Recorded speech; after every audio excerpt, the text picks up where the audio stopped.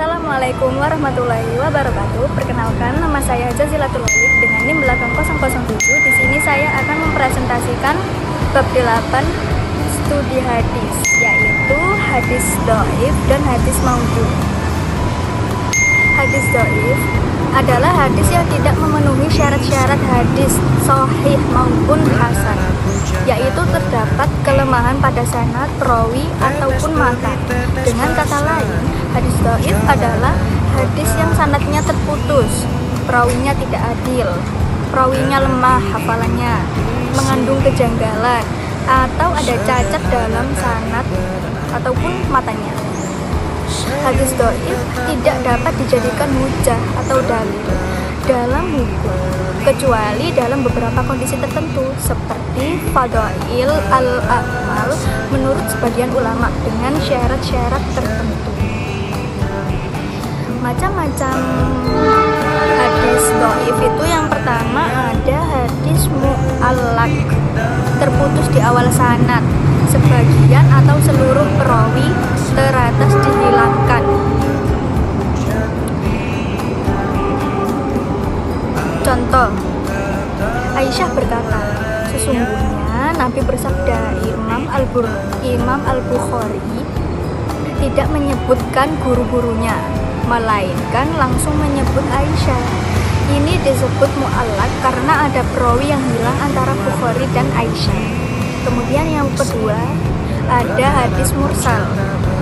Tabi'in meriwayatkan langsung dari Nabi tanpa menyebut sahabat.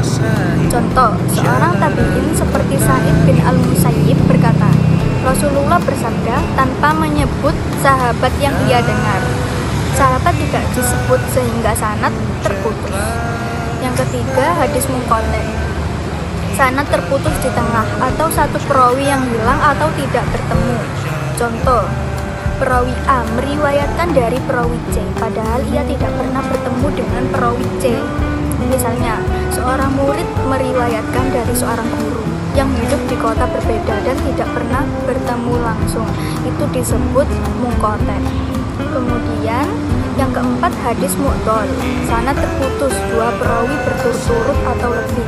Contoh, tabi'in besar, misal Al-Hasan dan Al-Basri berkata, Rasulullah bersabda, padahal ia tidak bertemu sahabat dan ada lebih dari satu perawi yang hilang di antara dia dan juga Nabi. Yang terakhir, yang kelima, hadis mudallas. Perawi menyembunyikan cacat pada sanad, biasanya dengan memakai lafaz samar seperti an, padahal ia tidak mendengar langsung. Contoh, perawi mengatakan fulan an fulan, si A dari si B, padahal ia tidak pernah mendengar dari si B.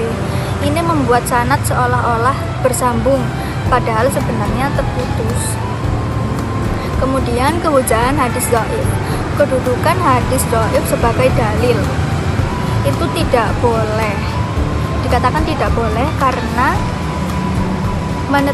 dalam hal menetapkan hukum syariat, halal haram, akidah, dan juga kewajiban ibadah.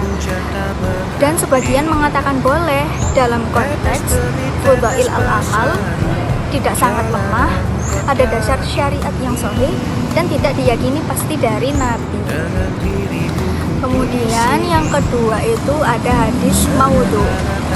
Hadis maudhu adalah hadis palsu, yaitu perkataan yang dibuat-buat dan disandarkan kepada Nabi padahal beliau tidak pernah mengucapkannya, melakukannya, atau menyetujuinya. Dengan kata lain, ini adalah hadis yang dipalsukan oleh seseorang untuk tujuan tertentu. Awal kemunculan hadis maudhu itu ketika fitnah politik setelah terbunuhnya Khalifah Utsman bin Affan tahun 35 sampai 40 Hijriah. Pada masa ini muncul banyak kelompok politik seperti Syiah ekstrim, Khawarij, dan pendukung Bani Umayyah.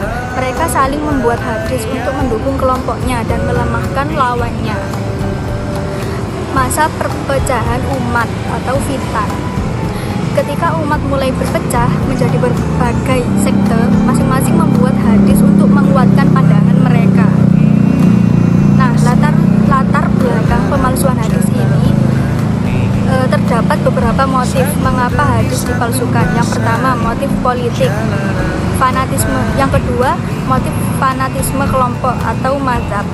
Dan yang ketiga, motif dakwah tanpa ilmu. Kemudian ada juga motif ekonomi atau imbalan dan motif pelecehan agama. Nah, bagaimana cara kita mengetahui hadis maudhu itu? Caranya itu para ulama mengidentifikasikan hadis palsu dengan yang pertama, ada pengakuan dari pembuatnya. Sebagian pemalsu di akhir hidupnya mengaku membuat hadis. Dua, bertentangan dengan Al-Quran, hadis mutawatir atau akal pasti. Misalnya bertentangan dengan prinsip agama yang sangat jelas. Dan yang ketiga, perawi dalam sanadnya diketahui sebagai pemalsu. Jika dalam sanad terdapat orang pendusta tertuduh memalsukan hadis, maka hadis tersebut maudhu. Contoh hadis maudhu seperti yang terdapat dalam surat Yasin.